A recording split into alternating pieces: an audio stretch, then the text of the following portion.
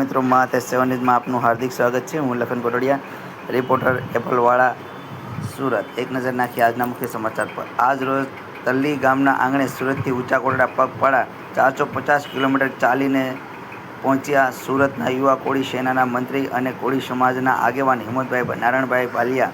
ગામ મોરંગી હાલ સુરત તેમજ જગાભાઈ ગોપનાથ હોટલ અલંગથી ગોવિંદભાઈ મકવાણા જે પણ અલંગથી પદયાત્રામાં જોડાયેલ, તેમજ હિંમતભાઈના પુત્ર સુનિલભાઈ, લોક સાહિત્યકાર ભદ્રેશભાઈ રાઠોડ, જેમનું તલ્લી ગામના આંગણે જીવનભાઈ સરપંચ, કોળી સેનાના પ્રમુખ નારણભાઈ વાસિયા, શાદુળભાઈ શાખટ, બાબુભાઈ શાખટ, બાબુભાઈ સોલંકી તેમજ ગ્રામજનો દ્વારા ભવ્ય સ્વાગત સન્માન કરવામાં આવ્યું હતું।